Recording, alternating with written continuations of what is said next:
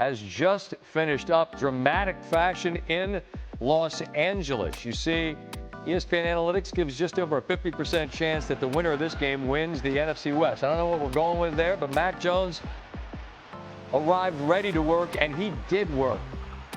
Methodical drive right down the field. Jake Tonjes there, wide open. Niners right down the field, 7-0. Second quarter, as the Rams had 3 plays in the first quarter. There's a 3rd and 9, and Jones finds DeMarcus Robinson. Niners on the move.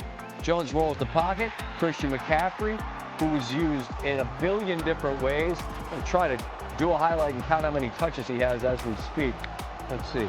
22 rushes and 8 catches. That's 30 touches for McCaffrey. Smart. Give it to him.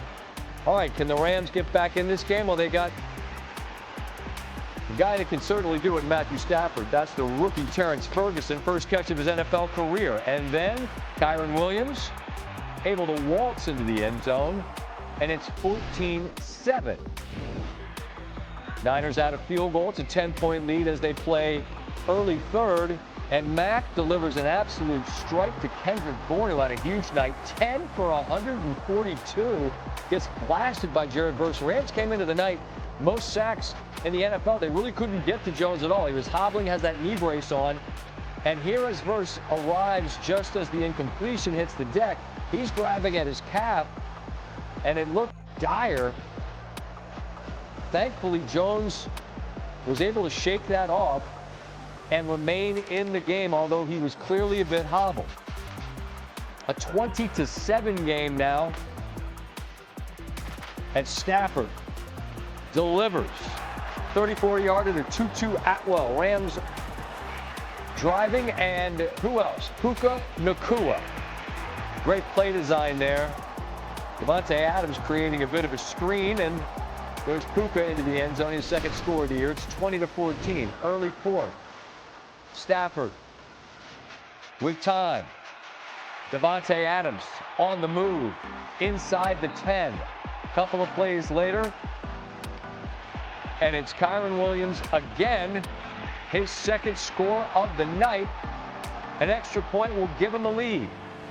But Joshua Carty, who had a couple of kicks blocked in Philadelphia, has his kick blocked by Jordan Elliott. Rams got to tighten up that middle of that line, man. That's happening a ton in the NFL, but it's happening a lot to them. Under 5 to go. Next Niner drive. There's Bourne. Stays on his feet. That's just effort and want to. Gain of 10. Fourth down.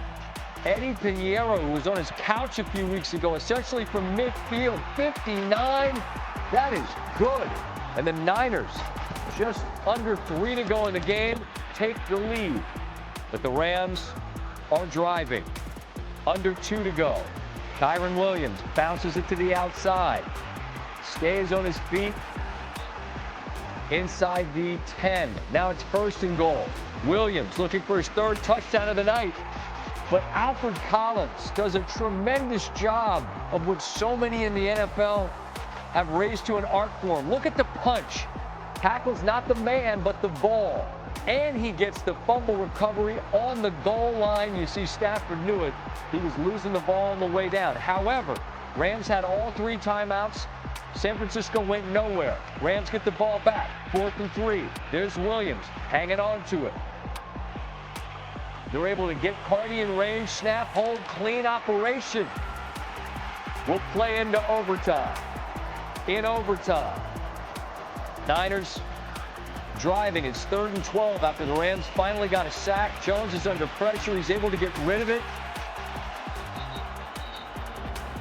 And once again, he was hobbled coming off the field, but Pinheiro smooches it off the upright. It's good from 41 with the kiss. With the kiss. Shout out to Rapp. All right, the Rams now have their opportunity.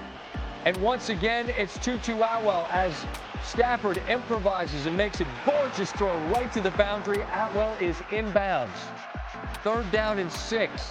Once again, it's Williams, little Texas, and it's just shy Now, do you kick the field goal for the tie, or do you go for it? The Rams elect to go for it, and this San Francisco defense stones him just shy of the line to gain. And this is how this NFC West battle, and I do mean battle, ends a yard shy of the line to gain on a night when this San Francisco side is absolutely obliterated by injury. They close as an 8-point dog. They come away with a win. They're the first underdog to win on Thursday Night Football this year. It's the largest upset across the league this season. The favorites have been cooking. But what a dub. This series has largely been dominated lately by the Rams. And Damian Woody, who is with me and been waiting patiently for it to end, for them to win this game, for Jones to battle the way he is, bloodied, limping, for that defense to stone them on a yard, how do you best quantify what that Niners squad did, man? It's hard to put it into words what the 49ers did tonight. You just think about all the injuries that the 49ers have sustained. We talked about it upstairs when we were watching the game. And have Mac Jones 3-0. 3-0 this year. He's been playing unbelievable football. Now the team could really run the ball. It was really on both quarterbacks, but Mac Jones was just phenomenal. And that Rams defense couldn't really get to him for most of the game. And so shout out to Kyle Shanahan for the game plan, getting the ball out of his hands quick. And all it takes is just sometimes these games come down to one play. The NFL has become all the kids that play Madden and just go for it on fourth down all the time, right? You play, I'll take it back to the day with Tecmo Bowl. Just the hell with it. We're going for it on fourth down. But that's sort of the game these days. And 4th and 1, you tie it and you give it back to them in San Francisco, who's been death by 100 paper cuts all night, could drive down, and Pinheiro has already made a bunch.